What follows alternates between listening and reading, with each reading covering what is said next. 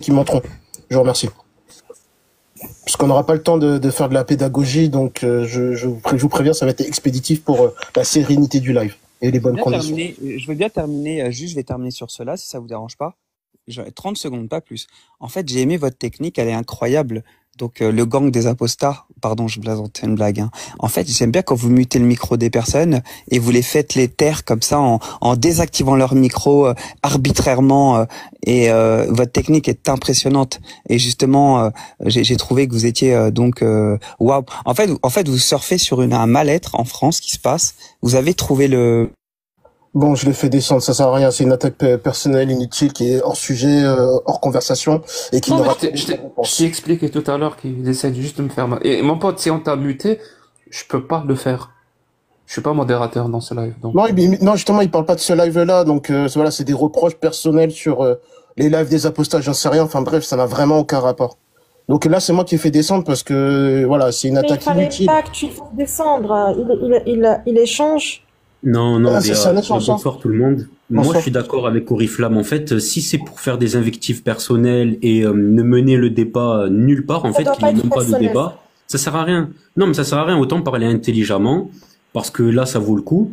Et que si c'est pour faire des attaques personnelles ou pour monter, pour dire ah mais non, en fait, moi, je débat pas, ben ne montez pas. Soyez intelligent un petit peu, s'il vous plaît. Et s'il y en a qui font n'importe quoi, moi aussi, je vais les faire descendre. On permet pas juste ad hominem. On vous a prévenu. Donc soyez intelligents, débattez comme il faut, répondez aux questions, posez des questions, ne tournez pas autour du pot, faites un beau débat s'il vous plaît. Merci. Est-ce qu'on m'entend? Ouais, 5 sur 5. Ouais, bonjour tout le monde. Bonsoir, parce que NH, je suis désolé, Truthlight était là, elle souhaitait justement d'abord échanger. Oui, moi je voudrais juste je voudrais juste souligner certaines choses par rapport au Coran, la méthodologie qui est coranique, pour que les gens comprennent un peu dans quelle dimension que vous vivez en fait. Le Coran te donne les différentes dimensions des gens. Le Coran te dit que ce livre est fait pour ceux qui croient à l'invisible. Et il te met déjà qui est ton ennemi dans le Coran. Donc ton ennemi, il est défini comme le diable, on est d'accord. C'est pas les humains. Et il te dit aussi que ce livre est fait pour les doués de sens et d'intelligence.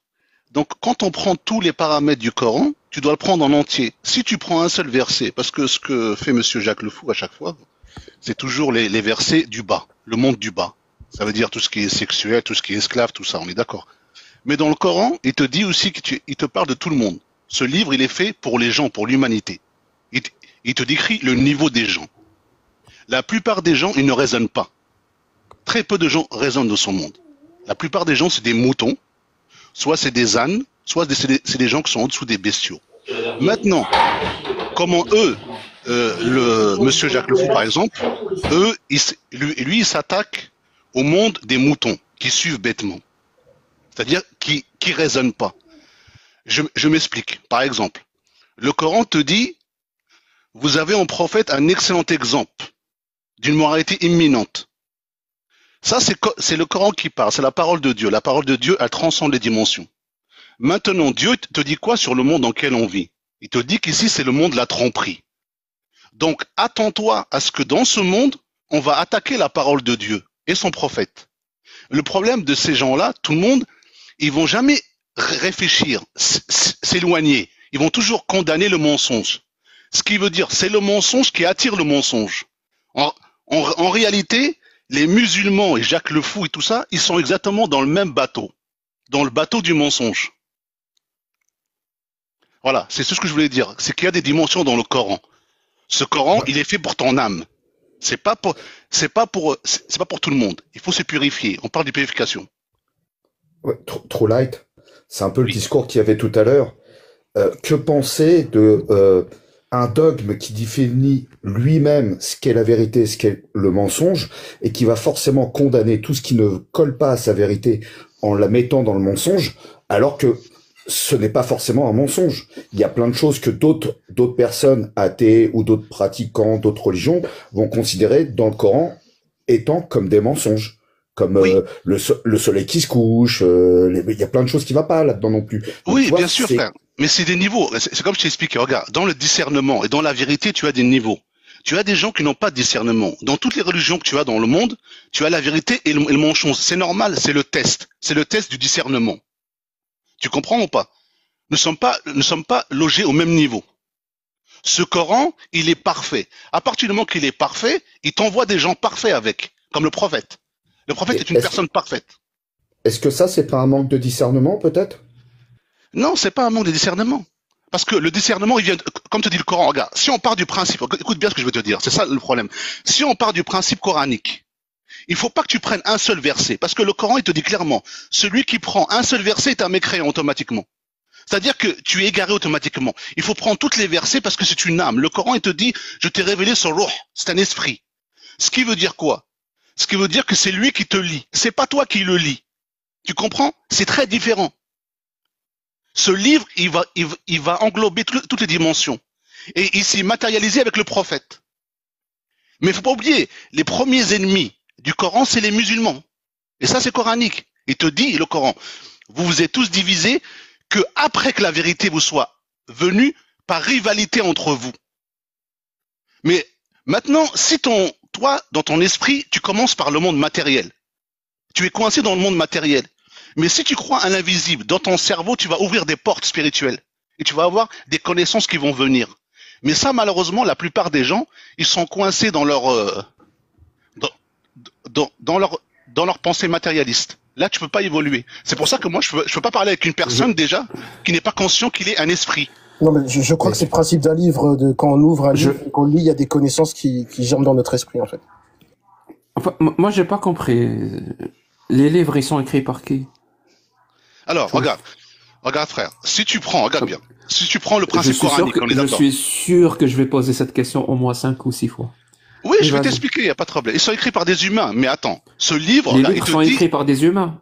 Oui, c'est écrit par des humains, il n'y a pas de problème. Mais attends, tous les livres Oui, c'est écrit par des humains, bien sûr, mais c'est révélé. Regarde, par exemple, pour le Coran. Le Coran, c'est pas un livre, c'est un esprit qui est révélé. C'est matérialisé par des écrits.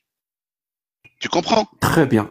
On va y arriver petit à petit. Ces humains-là qui écrivent un livre, ils écrivent ce livre-là à partir de leur propre connaissance? Non. Ou pas? Non. Ces humains, non. Regarde, eux, c'est des intermédiaires. Ils ont rien à voir là-dedans, mon ami. Non, je parle pas du Coran, je te parle des livres. Ah, les livres de oui, par exemple, là, j'ai un livre, juste à côté de moi, j'ai un livre qui parle des motos Kawasaki. Ou les personnes qui ont écrit ce livre l'ont écrit à partir de leur propre connaissance. On est d'accord? D'accord, mais attends. Il faut que je rentre dans les détails. Est-ce que tu es d'accord qu'on rentre dans les détails ou pas? Comment une personne... Je vais devoir répéter mes questions. Non. Ce livre-là, il a été écrit par les connaissances des êtres humains ou pas? Non, rien à voir. Le Coran, c'est pas... Le manuel de la moto Kawasaki, c'est humain. Ils ont fait... Ah, donc c'est humain. Donc on dit un livre est humain quand il est écrit à partir des connaissances de l'humain qui l'a écrit. Voilà. Des connaissanes humaines, merci. Est-ce que c'est le cas de tous les livres? Ou est-ce qu'il y a des livres qui c'est pas le cas? Non, t'as des livres, par exemple, t'as la Bible, t'as des écrits qui sont divins dedans, dans la Torah aussi, t'as le Zabour, t'as plein d'écrits, par exemple, les hindous. En fait, il faut que tu comprennes, chaque peuple. Non, explique-moi. Donc, chaque peuple a un livre qui n'est pas écrit par des humains. Chaque peuple a reçu des guides dans ce monde. Chaque peuple. Et donc, très bien. Et donc, les connaissances qui ont permis ce livre-là. Oui. C'est les mêmes connaissances ou il y a plusieurs connaissances? Les connaissances, regarde, dans la connaissance, tu as des niveaux. Tu comprends? Tu as des niveaux dans la connaissance. Tu vois, c'est pas ma question. Quand tu vas. Je t'ai pas posé les connaissances humaines. Est-ce qu'il y a des différences dans les connaissances humaines? Ma question est, ces livres-là, qui n'ont pas été écrits justement par des connaissances humaines, ils ont été écrits par des connaissances, par la même connaissance, ou plein de connaissances? Non, il y a qu'un seul Dieu, mon ami. Donc c'est la même connaissance? Oui, c'est la même connaissance, oui. Et donc cette connaissance-là, elle a écrit des livres qui se contredisent, qui affirment des choses qui sont pas... N'oublie pas ce que... Vraiment, c'est-à-dire, le Vedas affirme que Dieu c'est Brahma, et il a des fils et je sais pas quoi, et le Coran affirme que le Dieu c'est Allah et qu'il n'a pas de fils. Je comprends pas alors. n'oublie pas ce que j'ai dit au début. Dieu, il te dit clairement dans le Coran, ici c'est le monde de la tromperie. Prends-le en compte. Donc c'est lui la source de la tromperie. Prends en compte le monde. Non, Dieu, lui, il te donne la révélation. Il est dans le devoir de te donner. Écoute-moi bien. Dieu, il doit te donner deux choses qui sont claires et nettes. C'est dans son devoir de te donner la guidance et la justice. Ça, il doit te donner ça. Maintenant, vous, les humains, c'est vous le problème. Ça, c'est des affirmations. C'est même pas des affirmations. Si on part du principe coranique. C'est des assertions. C'est des assertions. Moi, je pars du principe coranique. Mon pote, non, tu fais un discours performatif. Ce que tu dis n'est pas vrai juste parce que tu l'as dit. Non. Ça marche pas comme ça. Regarde, pour les Indiens, par exemple, regarde, t'as parlé du Védas. Est-ce que la connaissance qui a permis le Védas, c'est la même connaissance qui a permis le Coran? Oui. Je vais te dire pourquoi. Écoute bien. Donc Dieu se contredit. Non, il se contredit pas, Dieu. Je vais t'expliquer pourquoi. Donc, il s'appelle comment, Dieu, alors? Laisse-moi parler, s'il te plaît, tu vas comprendre. Il s'appelle comment, Dieu? Regarde, tu as pris le Védas, par exemple. Regarde, je te donne un exemple, le Védas, par exemple. Tu vois, dans le Védas, tout ça, regarde. On te dit qu'il y a qu'un seul Dieu. Un seul Dieu. Il n'y en a qu'un seul. Mais c'est les gens, dans toutes les religions du monde entier, tu n'as qu'un seul Dieu. C'est les gens qui ont dévié. Tu peux l'appeler comme tu veux. Tu peux l'appeler Allah, tu peux l'appeler Seigneur, Elohim, Hachem, qui tu veux. Est-ce que je peux donc le Dieu créateur c'est Brahma, on est d'accord? Oui, tu peux l'appeler Brahma si tu veux, oui. Donc toi tu crois en Brahma? Moi, il y a qu'une seule divinité. Oui, une seule divinité et c'est Brahma. Non, c'est pas Brahma, c'est Brahma chez les hindous. Donc c'est faux ce qui est écrit dans le livre de Non, c'est pas faux mon ami, c'est pas faux. Ah donc c'est vrai, le Dieu créateur c'est Brahma. Oui, pour eux c'est Brahma. Non, je te répète la question. Il l'appelle pour Brahma, oui. Donc le Dieu créateur c'est Brahma. Puisque c'est écrit dans leur livre. Oui, puisque c'est écrit dans leur livre, oui. Et alors, donc le Dieu créateur, c'est Brahma. Oui. C'est aussi Allah, c'est aussi le. Donc, et aussi tu tu crois en Brahma, toi? Moi, je crois en un seul Dieu créateur, bien sûr. Et c'est Brahma. Oui, il est où le problème? Chez les hindouistes, tu peux l'appeler Brahma. Tu crois en Brahma? Réponds oui ou non, mon pote. Je crois en Brahma, oui. Merci. Les coranistes, c'est très drôle. Moi, je suis pas coraniste. En Brahma. Moi, je suis pas coraniste, mon ami. Je te le dis. Je sais pas. Pour le moment, tu es hindou, donc. Regarde, tout à l'heure, je t'ai dit, dans chaque religion, tu as la vérité. Merci, mon pote. Si tu as quelqu'un à interpeller sur le stage, vas-y. Même moi, je suis désolé. Les hindous, je connais pas bien l'hindouisme. Ouais. Jacques, tu cherches la facilité. Ça, c'est pas bon. C'est pas aussi simple que ça. C'est pas blanc et noir. Dans chaque religion, tu as la vérité, tu as le mensonge. Pourquoi? Parce que le Coran te dit, ton ennemi, c'est le diable. Le diable, il est là pour t'éloigner de la vérité, de la lumière. Tu vois? Ça, c'est coranique. Comme on dit, un doux vaut mieux qu'un dur que tu l'auras. Je vous souhaite une bonne soirée, les sapiens. Je dois vous laisser. Bon courage et bon live à tous et à toutes. Excellente soirée, Russell. Ciao, Russell. Salut, porte-toi bien.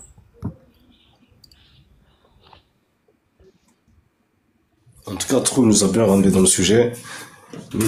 Juste, il a fait une petite incohérence dans son discours. Il a dit à un moment que le monde était mauvais. Et à un moment, il a dit qu'il était parfait. Mais en tout cas, on voit là, on est pile dans le sujet, dans le sens où... attends, 2 secondes. Les modérateurs, vous voulez faire descendre cet énergumène, s'il vous plaît? Sinon, je m'en vais. Oui. Hein. C'est votre live, si vous voulez. Yes. Attends, il y a déjà trop de tri à faire. On est comme ça sans oui, ça, son tour. Merci beaucoup, c'est très gentil de votre part. Ah ouais, sa première phrase, là, ça allait être une insulte, quand même. Ah non, ouais. Donc, du coup, pour revenir un peu au sujet, à ce qu'on vient d'entendre. Bon, merci beaucoup. Moi, je vous laisse ça. Prenez soin de vous. C'est pas bon. Je te dis, c'est pas bon, c'est dangereux, là. Moi, j'ai rien fait. Non, je te préviens, non, c'est pour toi. Enfin, je t'expliquerai pourquoi, mais là, c'est... Arrêtez de monter anti. Parce que il sait pas se contrôler, il sait pas maîtriser ses paroles.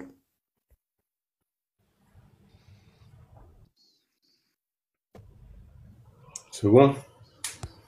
Ouais, vas-y, Mystique, désolé. En tout cas, moi, je vais pas apporter la contradiction à Jack le Fou, mais juste, j'allais revenir sur ce que disait Trou. Dans le sens où il replace le contexte dans le sens où il nous parle d'esprit et d'âme, et c'est une chose qui est pas rationnelle. Donc voilà, on est dans le sujet. Pour lui, l'âme est avant la matière. Il faut rejoindre notre âme divine, et c'est complètement ce qu'on retrouve dans les mouvements spiritualistes Et c'est ce qui les réunit tous au final, que ce soit les gnostiques, les soufis, les rose-croix, tous les mystiques un peu, c'est cette croyance platonicienne qui nous dit que on est des âmes divines émanées d'un Dieu et qu'on doit quitter un peu cette matière, qui peut être notre corps ou le monde physique, et aller chercher un retour, une illumination vers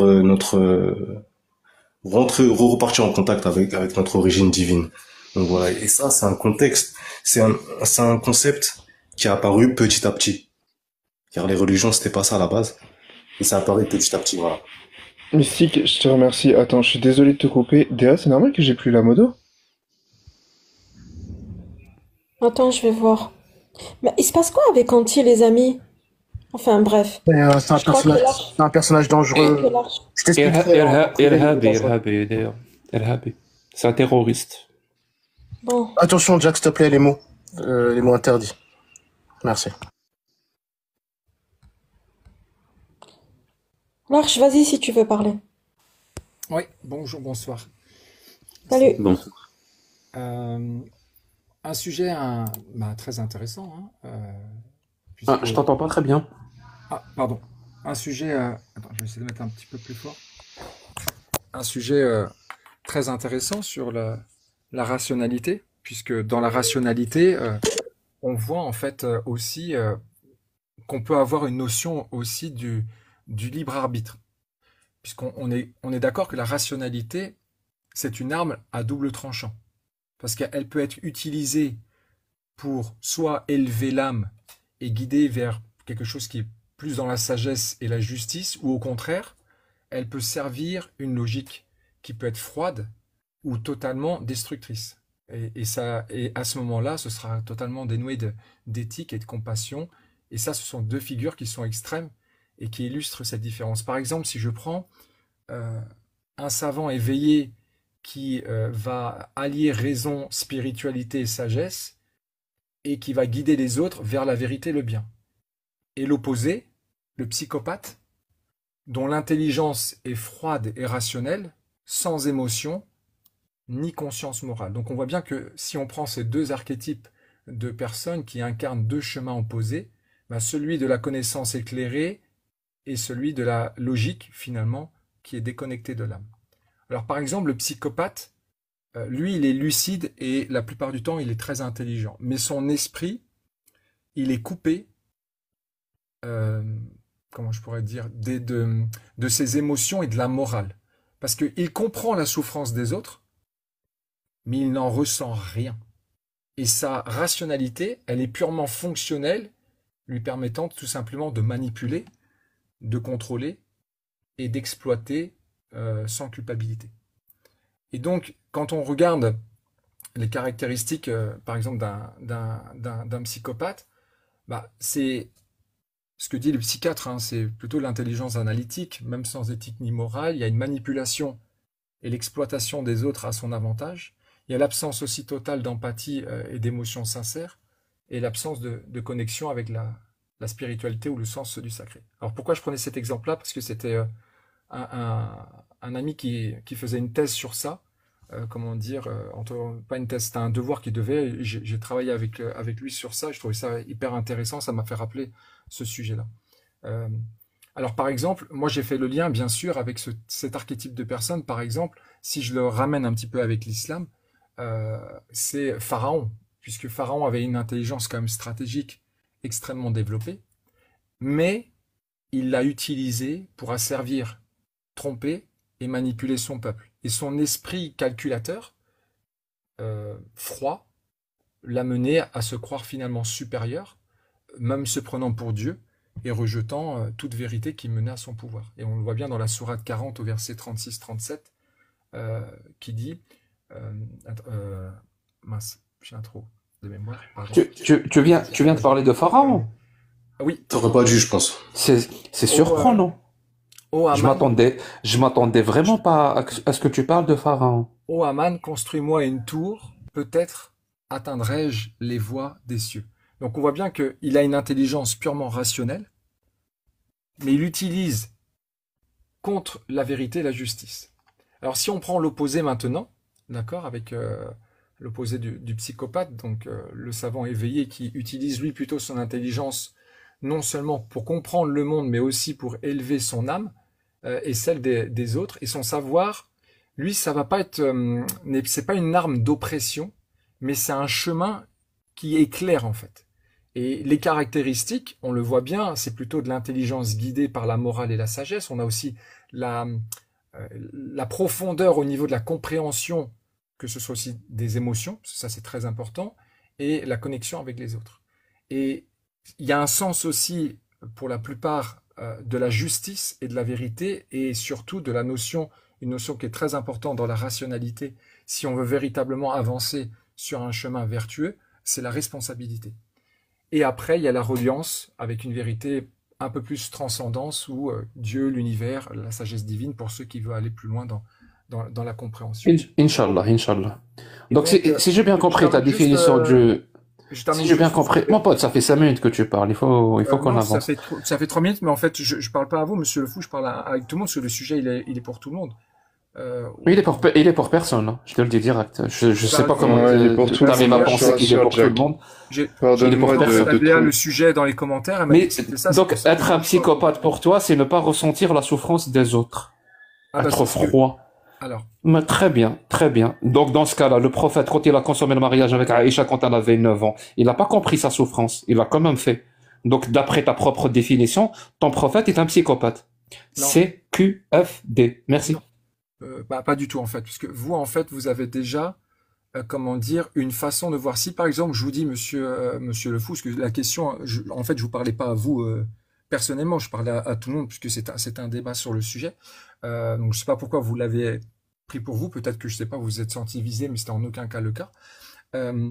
Si je vous dis, par exemple, il y a combien, est-ce qu'il y a plusieurs degrés de lecture du Coran, par exemple? Parce que c'est intéressant dans l'explication, en fait, de la rationalité. C'est une question? Oui. Est-ce qu'il y a plusieurs degrés de lecture dans le Coran? Je m'en fous, moi. Je le lis comme c'est écrit. Mais est-ce que le Coran est rationnel? C'est fini. Mais est-ce que le Coran est rationnel, en fait, avant de poser cette question? Enfin, j'arrive pas à...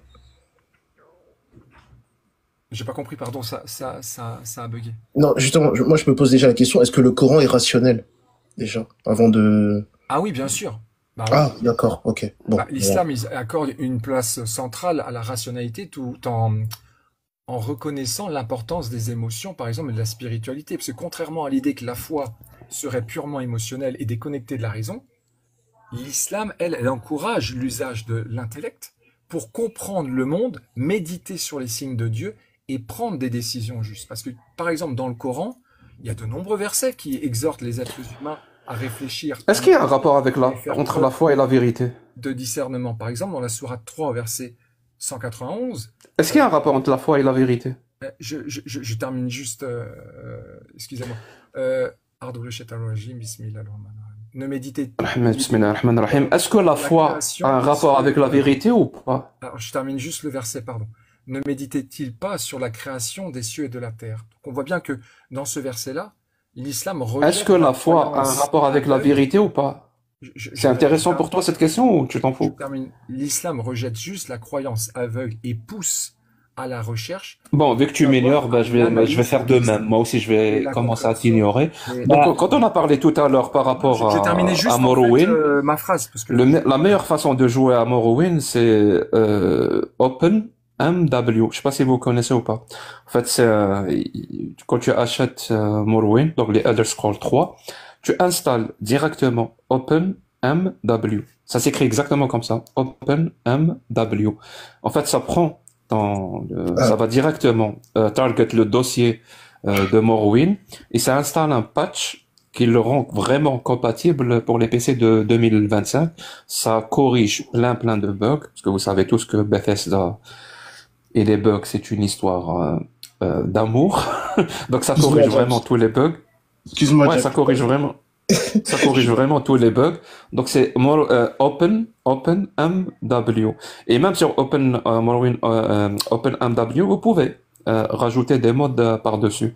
En plus, ça rend le jeu en 4K, ça augmente ce qu'on appelle le deep field, je sais pas comment on appelle ça. Jusqu'à quel point vous pouvez voir. Jack, c'est bon, enfin, la démonstration est faite. Ne surenchérissons pas le manque de cordialité. La démonstration est faite. Voilà, reprenons. Donc là, quand on m'ignore, bah j'ignore. Tu vois le truc, c'est aussi simple que ça. Non, tu l'as pas laissé finir. Dans tous les chemins, même t'as Pharaon. En plus, on sait toujours pas de quel pharaon on parle. Il y a je crois, 3000 pharaons. Lequel pharaon? Le pharaon, c'est un titre, mon pote. Oui, donc ça veut absolument rien dire. Donc la question que je t'avais posée, c'est est-ce qu'il y a un rapport entre la foi et la vérité?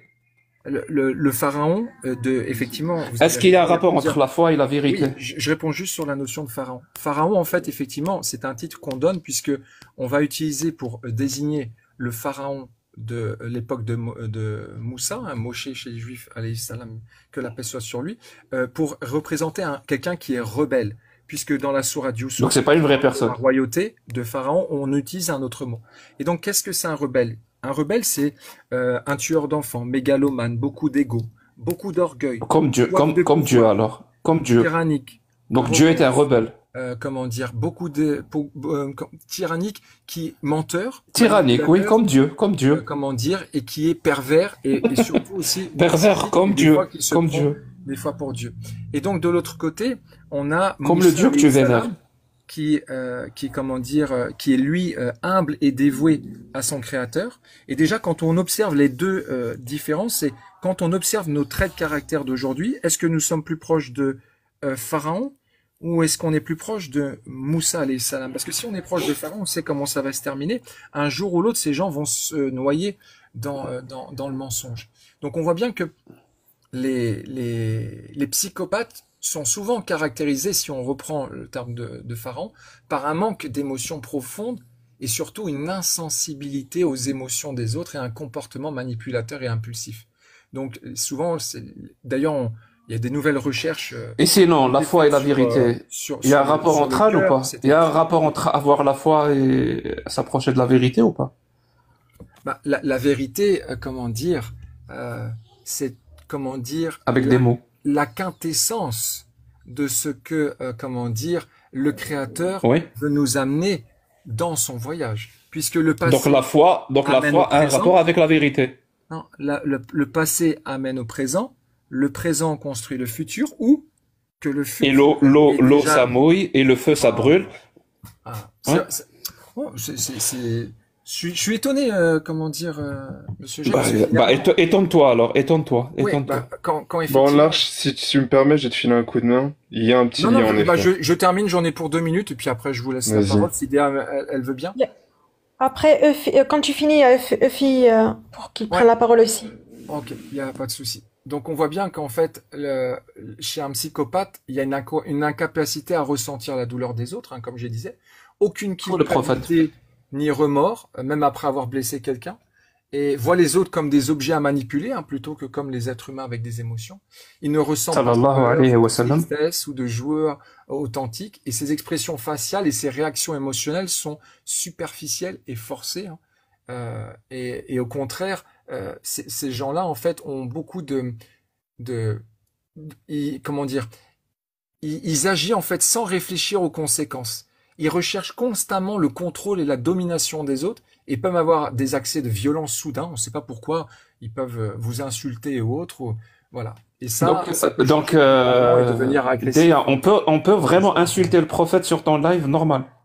Je savais pas. On peut normal insulter comme ça le prophète dans ton live. Non, la sœur Déa, attendez 2 secondes. Elle est toujours dans le calme et le respect, en fait. C'est pour ça que c'est là que je lisais les commentaires. Je gère les commentaires en bas et il y en a qui pensent que je leur appartiens. C'est pour ça que je réagissais en bas. J'étais pas concentrée sur ce que vous disiez, mais j'ai plus qui était en bas et je commence vraiment à m'énerver. Bref, donc désolée, j'étais pas vraiment concentrée. Je m'excuse. C'est les modos qui font le travail en haut. Moi, je suis en bas et bon. Donc j'ai dû rater quelque chose. Ouais, non, mais on va reprendre simplement. Il y avait une question de Jack le Fou pour l'Arche de la Paix, donc on veut bien la réponse. Et après, si l'Arche de la Paix il a une question, vice versa, on continue comme ça. Ah, je crois qu'il y a, je ne sais pas si je me gourche, je ne sais pas si c'est, attends, 2 secondes. Attendez 2 secondes, je crois que c'est Aliot avec un autre compte. Voilà. Si Qui quelqu'un veut avait laissé descendre, sa je pense, place. c'est monter Aliot. Ah ouais, Ouais. Qui complètement. veut laisser, enfin, parce qu'il voulait lui parler, bon, Bon, soyez sages, vas-y. les amis, soyez éduqués, soyez grands, soyez simples. Voilà, ça se passe Vous très étalez pas bien, pendant 5 ans. exactement, Ne faites pas ça se votre passe bien, prêche, juste voilà. débattez comme il faut. Ça se passe bien entre adultes, c'est magnifique, il n'y a pas d'insultes, restons comme ça. Merci Ah, beaucoup. c'est pas mieux pour nous? Ouais. Comme quoi, on est tous civilisés, on se retrouve ici sans insultes, se respecter, ad hominem, il n'y en a pas, on est tous ensemble, on s'aime. Vive l'amour, même si même si tu pries un cafard, vive l'amour, ok? Tout le monde se respecte ici. Merci, Ok, Joran. Bonne soirée à toi. Merci beaucoup. merci Joran, merci. Salut Minatos, ok. Salut Aliot. Salut Aliot, bon courage. Tout le Salut monde, je pars Aliot. 2 jours, je reviens, Je c'est voulais, le bordel. Bonjour tout le monde. Mais c'est je maintenant voulais que tu juste viens, dire que, toi? Aliot. Ok. je voulais juste dire que Frédéric Nietzsche disait, la foi consiste à ne jamais vouloir savoir la vérité. Oui, comme Pharaon. Après Nietzsche est un naturaliste, hein, je dis ça, je dis rien. Hein. C'est vrai. Ben, ne dis rien. Pharaon était pareil, par exemple. C'est pour ça il était noyé dans son mensonge après. Et qu'on voit bien qu'aujourd'hui, ceux qui nous gouvernent, bah, on les appelle les petits pharaons des temps modernes, parce qu'ils ont les mêmes traits de caractère. Ils ont ils sont du côté rationnel, rationalité, mais du côté psychopathe, en fait. Voilà, tout simplement. C'est pour ça qu'aujourd'hui, il y a autant de drames, en fait, dans le monde, parce que ces gens-là, finalement, ils n'ont pas d'émotion. C'est comme des robots. C'est pour ça que peut-être qu'ils kiffent l'intelligence artificielle ou qu'ils mettent beaucoup d'argent sur l'IA. Mais on voit qu'effectivement, bah, comme un robot, ils n'ont pas d'émotion, ils ont rien. Il se passe rien, en fait. Leur âme, en fait, elle est corrompue. C'est pour ça que le premier degré, et je laisse la parole après, le premier degré, donc il y a 7 degrés en islam, hein, et le prophète Mohammed sallallahu alayhi wa sallam a été au 7e degré. C'est écrit dans le Coran. Et dans le premier degré, donc l'âme qui incite au mal, hein, le nafs al-mara al-bisou, ben on voit bien que notre société aujourd'hui, elle est fabriquée en fait sur cette âme qui incite au mal, et que toute la gouvernance du monde, elle est tournée vers là. Et il y a eu un impact, hein, on avait fait un débat, Déa, tu sais, quand je t'avais parlé sur la thèse que je faisais sur les encéphalopathies traumatiques, donc les ETC, des maladies du cerveau, on voit bien que nos grands-parents qui ont vécu la guerre, petit à petit, en fait, de génération à génération, ça s'est répété en fait par rapport à certains symptômes. Et c'est pour ça qu'aussi aujourd'hui, bah, on est quand même attaqué dans le couple, dans la religion, dans la connaissance. Tu sais quoi, je vais te prendre au sérieux. Je vais te prendre au sérieux. Je vais te prendre au sérieux. Donc l'âme incite au mal. C'est pour ça qu'il y a plusieurs degrés. Et le prophète, comme c'est cité dans le Coran, est allé jusqu'au 7e degré. Donc j'imagine que l'âme du prophète n'incite pas au mal. Mon pote, le mal, c'est quoi? Si l'âme incite au mal et le prophète, on est dépourvu justement de cette incitation au mal. Tu n'appelles pas le fait de se marier avec une gamine de 6 ans et de consommer le mariage en avant comme étant le mal? Donc c'est quoi le mal pour toi? Tu n'appelles pas quelqu'un qui dit celui qui quitte sa religion, séparez-le en deux. Tu n'appelles pas ça inciter au mal? Quand Allah dans le Coran dit le fornicateur et la fornicatrice fouettez-les chacun de 100 coups de fouet, ça c'est pas le mal? Quand Allah dans le Coran dit justement que la femme qui risque si tu crains la désobéissance de la femme, de ton épouse, frappe-la, c'est pas une incitation au mal? C'est-à-dire, c'est quoi le mal dans ce cas-là? Parce que moi je vais te le dire, hein, restons rationnels et logiques justement, on va comprendre que la première caractéristique d'une idéologie, d'un dogme religieux, la première, hein, c'est celui de parasiter et d'alterner et d'aliéner le sens moral d'une personne. Le mal devient bien et le bien devient mal. C'est comme ça qu'on se retrouve avec des gens qui font littéralement du mal autour d'eux, tout en pensant et croyant sincèrement qu'elles font le bien. Je te donne un exemple parfait. Quelque chose s'est passé entre le 10 et le 12 septembre 2001. Les gens qui pilotaient les avions étaient persuadés qu'ils faisaient le bien. était persuadé qu'il Bonsoir faisait tout le monde. la bonne chose. Ben, c'est ça, une idéologie religieuse. Mon pote, tu me parles du bien et du mal. Il n'y a pas un livre qui incite au mal et qui a autant d'autorité aujourd'hui que le Coran. Vraiment, je te défie Excusez-moi, de monsieur donner Jack un Le Fou. autre livre qui a autant Je vous invite, d'autorité, Jack Le Fou, qui incite à lire autant le au mal Talmud. en 2020. Ou à lire Mein Kampf Tu me aussi, parles c'est du pas mal. bien et du mal et de Pharaon. Mon pote, c'est toi qui, Mais- si l'âme existe, alors que je sais même pas ce que c'est que l'âme, vous utilisez des termes qui n'ont aucun sens. Aucun. Vraiment. Vous êtes à fond dans les Alors, Jack, affirmations par et contre, il y a un truc que je les vais pas assertions tolérer. qui n'ont Jack, s'il te plaît. aucun putain de sens. Jack, Je vous le dis, hein, pour les parler de la personnes- les foi et personnes- après pour parler de la Non, morale, tu n'en peux pas nier. Je t'ai pas parlé. C'est un peu étrange. Tout à l'heure, quand je Bah, voulais te moi, je parler, te parle pour le t'es coup. parti. Canard, une seconde. Alors, j'ai juste Uffy, il attend depuis tout à l'heure. Et Il oui, a parlé. bah, c'est bon, bonjour aux Après, autres. Perforateur va ouvrir le bal puisque c'est moi qui l'ai appelé. Vas-y, Merci, Uffy. merci beaucoup, Odea. Salam alaikum, bonsoir à tous. Bonne fête Faites d'Aïd très pour attention les aux musulmans. religions. Hein. Salam, Uffy. Oui, salam. Monsieur Jack Le Fou, vous venez de dire que le Coran était sûrement le livre le plus qui incitait le plus à la violence, notamment. Et est-ce que vous avez déjà Avec lu le autant Talmud? d'autorité. Avec autant d'autorité. Est-ce que vous avez déjà Pourquoi lu le Talmud? Donc ça commence direct par un homme de paille. Ah Alors non, je répète ce que j'ai dit. Hein. Non, mais Citez-moi un monsieur, seul déjà, un peu de livre respect. qui a autant d'autorité en 2025 et qui incite autant Que le au Coran? mal. Le Talmud, parce Il a que plus qui aujourd'hui d'autorité a que le l'autorité? Coran. Ben, Il a plus alors aujourd'hui, d'autorité. Il a plus monsieur, vous me d'autorité. laisserez Le répondre? Talmud a plus d'autorité Oui, que le Coran beaucoup aujourd'hui. plus d'autorité. Aujourd'hui, Ah, les donc guerres le qui livre sont menées dans... d'Allah, donc le livre d'Allah n'a pas non, autant d'autorité dans le monde. Merci vous me beaucoup. laisserez... Uffy. D'accord, Merci il n'y a pas de beaucoup. problème. Laisse-moi te répondre. Non, D'après mais, Uffy, 15 millions de juifs, 15 millions, il n'y a que 15 millions bien de sûr, juifs. 15 millions de juifs, Merci si tu beaucoup. veux. Non, mais Si tu me tous laisses répondre, Jack. considèrent le Talmud comme DA, étant je sais une pas, autorité c'est pas une absolue, Vous pouvez discussion. vous écouter, s'il vous comme plaît? étant Écoutez, Non, donc mais c'est 15 millions de j'ai juifs. même pas eu le C'est temps de passer une question. c'est tous les 15 millions de juifs considèrent le Talmud comme une autorité absolue. D'après Uffy, ça fait plus que les musulmans qui considèrent le Coran comme une Alors, autorité absolue. maintenant, C'est-à-dire, si, ça fait si je moins peux de prendre 15 millions. si je peux prendre Merci la parole beaucoup, pour... Uffy. Merci D'accord. beaucoup, Uffy. Alors, Autrement maintenant, dit, je vais prendre la parole. 99% des Écoute, musulmans ne considèrent pas le Coran. Jack Le Fou, tu vas me laisser parler un petit peu, s'il te plaît. Donc, lorsque je te dis que le Talmud, justement, a plus d'autorité pour prêcher, on va dire, la violence, c'est que l'idéologie qui est dans le Talmud, elle mène à toutes les guerres actuelles. Parce que l'eschatologie qui est reprise par les kabbalistes, notamment par les talmudistes, et notamment le courant Lubavitch, c'est lui qui va avoir beaucoup plus d'impact au niveau mondial pour la violence dont tu parles, faite notamment aux enfants, parce que tu cites le Coran comme étant générateur de pédophilie, notamment avec ta thèse sur Aïcha. Attention sur les radiallahu mentalistes. anha. Ah, pardon, Attention les désolé. mentalistes. Pardon, Attention. désolé. Donc, sur le PE, etc. Alors que, au niveau mondial, l'islam et les pays musulmans ne sont pas ceux qui génèrent le plus de faits de PE, etc. Vous m'avez compris. Donc, si tu regardes, notamment, un fait tout simple, on va se baser sur deux exemples concrets. Est-ce que tu as entendu parler de ce qui s'est passé en 2024, janvier 2024, à la synagogue des Lubavitch, Shabbat Lubavitch à New York? Qu'est-ce qu'on a retrouvé dans les tunnels? Qu'est-ce qu'on a retrouvé? Des matelas avec du sang d'enfant. Tu me laisses terminer, s'il te plaît, Jack. J'ai pas terminé. Non. N'importe quoi.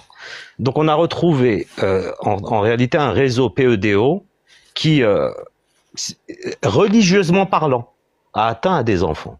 Est-ce que tu retrouves ce type de fait ailleurs dans le monde? Ça n'existe pas dans le monde musulman. Il n'y a pas de PEDO institutionnel par rapport à la foi.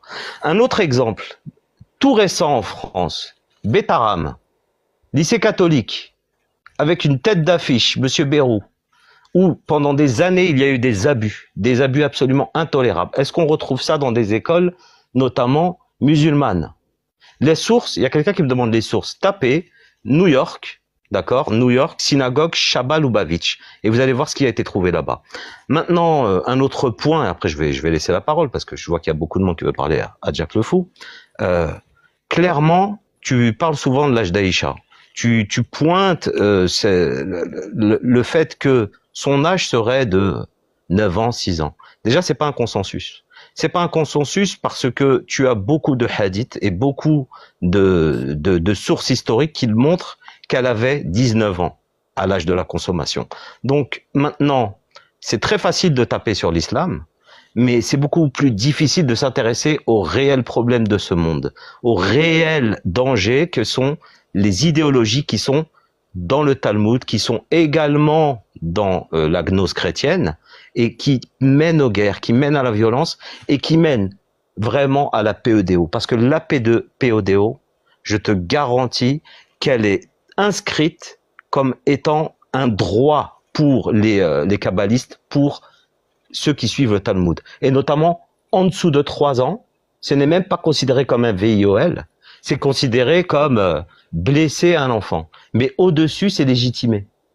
Tu pourras aller lire le Talmud, tu verras, tu le trouveras, le VIOL légalisé.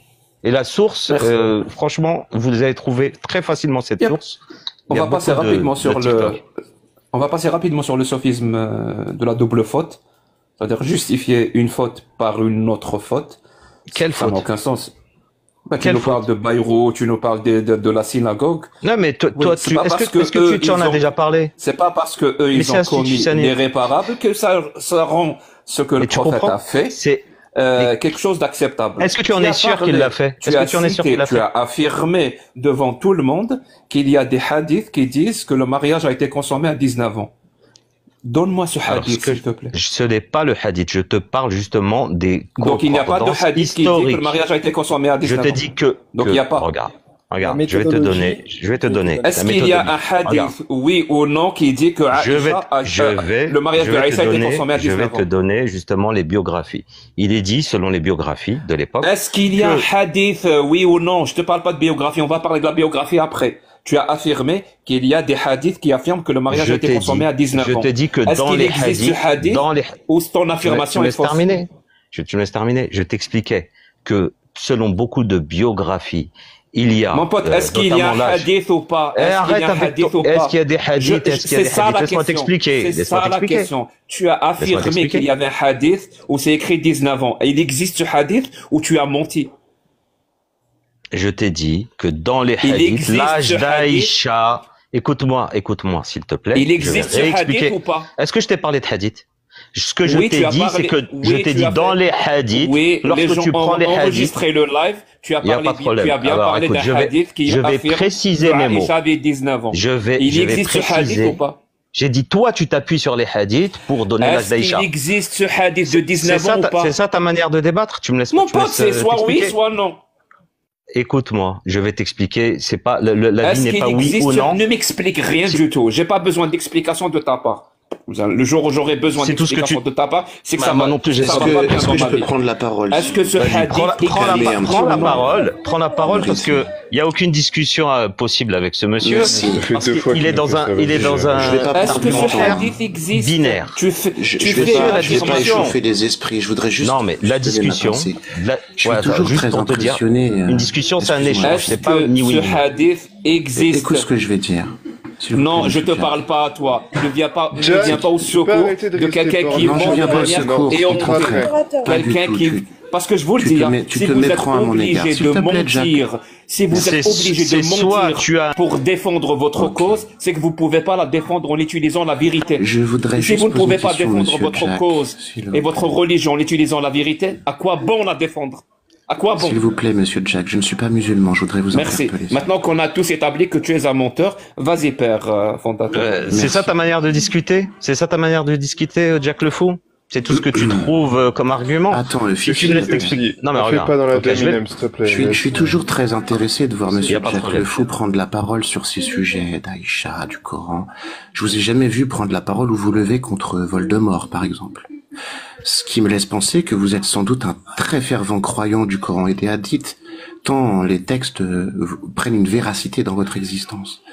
Là où je m'interpelle, c'est que le combat que vous menez semble être sur des personnages coraniques d'une religion dont vous ne croyez pas proprement dit, et non pas contre des humains, musulmans ou chrétiens ou peu importe, qui commettraient des forfaits ou des actes répréhensibles, mais bien attaquer des philosophies et des textes dont vous ne donnez finalement aucun crédit. Je me questionne sur le paradoxe qui vous concerne, parce que finalement, au-delà du pseudo-humanisme dont vous semblez faire preuve, j'y vois véritablement une névrose tout de même, parce que ces textes-là, quelle importance ils ont véritablement pour vous? Le prophète Mohammed, quelle importance a-t-il? Est-ce que tu es psychologue ou je comprends pas? Non, mais ça fait longtemps que je vous entends. Tu fais mon analyse psychologique? Non, je questionne, j'aimerais une réponse sincère. Alors, je vais répondre simplement, ne me fermez pas mon micro, s'il vous plaît. Tara, ne coupe pas les micros. Il y a un échange entre notre... Tara, s'il te plaît. S'il te plaît, ne coupe pas Jack le S'il te plaît, Tara. Ne coupez pas Jack, ne coupez pas gentil avec moi. C'est un dialogue entre les deux. On les écoute, s'il vous plaît. Merci. Donc, je vais passer rapidement sur les attaques personnelles et tout, et la psychanalyse ou l'analyse psychologique que tu me fais, alors qu'on se connaît pas. Et même si tu étais un psychologue, un vrai, ça ne se fait pas ce que tu fais. Voilà. C'est pas très déontologique. Allez, encore de la je morale. vais passer rapidement sur ça. Par rapport à ce que tu me dis, vu que tu n'attaques pas Voldemort, j'imagine que c'est le méchant dans Harry Potter. J'ai pas vu et j'ai pas lu Harry Potter, donc je vais m'excuser si c'est pas le cas. Mais si tu me dis que tu n'attaques pas Voldemort, oui, je n'attaque pas Voldemort. Le jour où Voldemort et le livre de Harry Potter aura autant d'autorité dans la société, autant d'autorité dans la polique, et le jour où on va réprimer les libertés, annuler l'égalité, par exemple, entre les hommes et les femmes, au nom de Voldemort, ce jour-là, tu me verras militer contre la véracité et le fait qu'on utilise des absurdités pour faire admettre et commettre des atrocités. Et ça sera, et vraiment, ce jour-là, tu me verras militer contre les récits de Voldemort. Mais c'est pas le cas. C'est l'islam. Dans la réalité, il y a eu des problèmes politiques qui ont engendré c'est l'islam et le Coran qui est utilisé. Par exemple, moi je suis algérien, c'est l'islam et le Coran qui est utilisé comme prétexte, mais vraiment comme seul justificatif. Je répète, c'est l'islam et le Coran et la charia de l'islam sunnite qui est utilisé comme seul justificatif pour instaurer un véritable apartheid sexuel en Algérie. Les femmes ont beaucoup moins de droits que les hommes. Et la seule justification de cette injustice infâme, dans ce cas-là, c'est une prise de parole politique que vous devez faire et finalement vous attaquez à une politique et non pas à une philosophie, une religion ou quoi que ce soit. Pourquoi ne pas se tourner finalement vers une démarche politique de la chose plutôt que de faire du bruit et T'es musulman, frère, t'es musulman. Mon pote, si t'as pas encore compris que ce que je fais est 100% politique, c'est que t'as rien compris, hein. Ah, mais le problème, c'est que ta démarche est vaine. c'est politique ce que vous faites ici sur TikTok. Très bien. À 100%, je te le dis, c'est 100% politique. Je me permets de rajouter que la religion n'a pas toujours été une politique, et même si certes aujourd'hui en grande majorité elle est politisée, pour un certain nombre de personnes, ce n'est pas une démarche politique, ça reste encore une démarche spirituelle. Non, mais effectivement, il y a des techniques finalement aussi qui sont faites dans une démarche entre guillemets politique. Le harcèlement, par exemple, le stalking, etc. Ce sont aussi des outils qui peuvent être utilisés à des fins politiques. Effectivement, vous avez raison, Monsieur Jack. Ouais. S'il vous plaît, je peux juste terminer. Est-ce que je peux juste terminer? Non, parce que tout à l'heure on m'a coupé.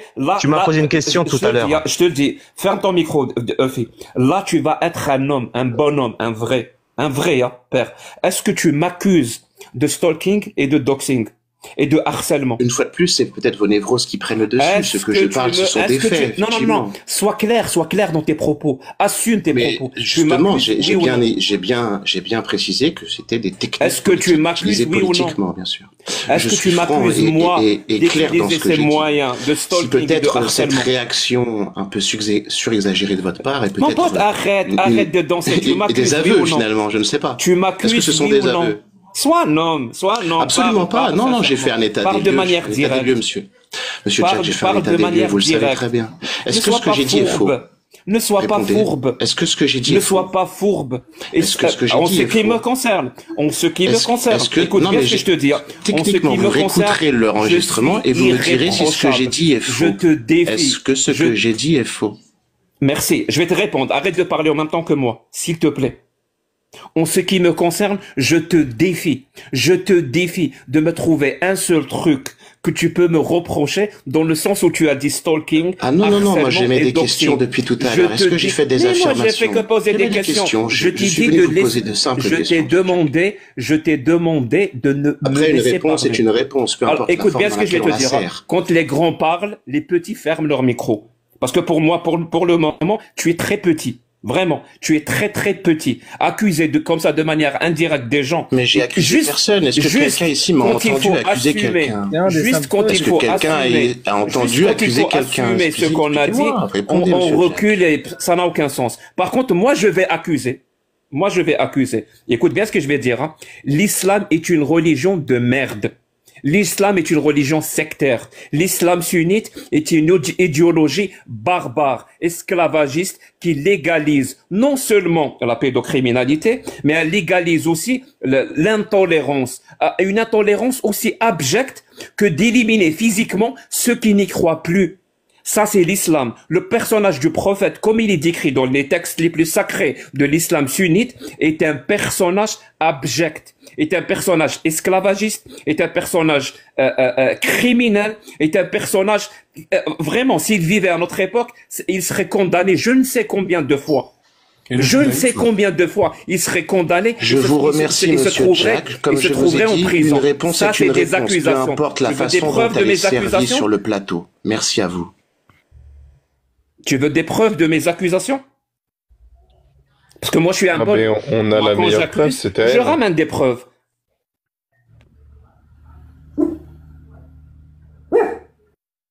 Mais du coup, le judaïsme, ça passe. Il y avait, c'est pareil, ils demandent des génocides. Ah mon pote, tu peux même pas savoir à quel point je m'en bats les couilles du judaïsme. Okay. Non mais pourquoi vous ne parlez pas... Non, mais sérieux, moi je suis avec personne. Mais pourquoi vous ne parlez pas effectivement du judaïsme? Parce que je m'en bats les couilles du judaïsme, m'intéresse pas. Mais je parle que des choses qui m'intéressent. C'est la racine de l'islam. Donc, si ça vous intéresse, parlez du judaïsme. Vous n'avez pas une démarche académique en fait. Vous parlez toujours des mêmes sujets qui... En fait, ma démarche est politique. Vous parlez toujours de Aïcha, mais il y a d'autres démarches, il y a des démarches académiques pour démontrer mon pote, ma démarche est politique, pas académique. Je suis pas là pour faire des cours, donner des cours. Je fais du militantisme au profit des valeurs et des principes que je défends. Donc c'est ciblé sur jusqu'à preuve du contraire, le judaïsme n'est absolument pas un obstacle à la concrétisation et à l'avènement de la démocratie ou des valeurs démocratiques et de l'humanisme en Algérie. Il n'y a rien de judaïque dans les entraves à la démocratie en Algérie. Si ça avait été le cas, tu me trouverais en train de dénoncer le judaïsme. Sinon, moi je m'en fous du judaïsme. Est-ce que c'est une vraie religion? Absolument pas. Est-ce que ça contient des textes abjects? Elle contient plus de textes abjects et criminels que l'islam. Je le dis et je l'affirme. Donc tu parles uniquement à un niveau local pour toi, ton secteur, ce qui se passe en Algérie. Mais après, le reste, ça t'intéresse pas trop au final. En fait, toutes les paroles, par définition, toutes les paroles locales, je finis juste cette phrase et je te laisse, vraiment, juste cette phrase. Toutes les paroles locales ont une dimension universelle, qu'on le veuille ou non. Donc oui, je parle d'une dimension locale qui est l'Afrique du Nord, mais comme toutes les paroles locales ont une dimension universelle, parce que les êtres humains sont ce qu'ils sont, c'est pour ça que ma parole, alors que vraiment l'environnement est complètement algérien, ben il y a des Français qui m'écoutent, des Canadiens, des Japonais, de l'Amérique latine, parce que c'est toujours comme ça. D'ailleurs, je vous encourage à lire même des livres qui parlent de dimension locale, par exemple au Pérou ou au Japon, parce que toute parole locale, elle aura toujours un écho universel ou une dimension universelle. Ça a toujours été le cas. Je pense que pour avoir plus d'impact sur les gens, il faudrait vraiment tout déconstruire. Parce que si beaucoup de gens sont radicalisés d'une certaine manière, c'est parce que ils arrivent, dans leur esprit, ils arrivent à relier des choses qui se passent dans notre quotidien à des choses qui ont été prédites dans leurs livres. Donc à partir de là, que vont faire on va dire le judaïsme messianiste qu'on voit dans la politique, qui a un programme? Ce programme-là va avoir un grand impact sur les gens qui vont commencer à mettre le nez dans les livres religieux musulmans. Donc, il faut déconstruire cette chose-là et leur apprendre que les messianistes suivent une religion, leur expliquer d'où elle vient, comme je le dis, de manière académique. Comme ça, il n'y a pas de débat. Il n'y a pas d'interprétation, de trucs comme ça. Voilà. Je crois qu'il y a une étape que tu as sautée. Hein. Tu as une étape que tu as sautée. Je te connais pas. Est-ce que je t'ai demandé des conseils pour me dire comment parler? Non, moi j'aimerais juste... Attendez. Moi je vais juste lire un commentaire. 2 secondes.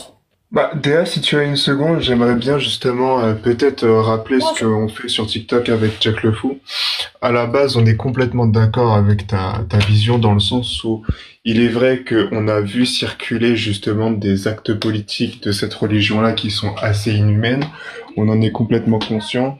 Mais notre objectif ne serait pas aussi radical que le tien, en ceci que nous, on ne cherche pas à tout réduire en cendres. On va essayer de désamorcer, de distinguer ce qui est du politique et ce qui n'est pas du politique, et on va essayer de conserver, même s'il n'y en a qu'un peu, quelque chose de bon. C'était juste pour préciser ce point.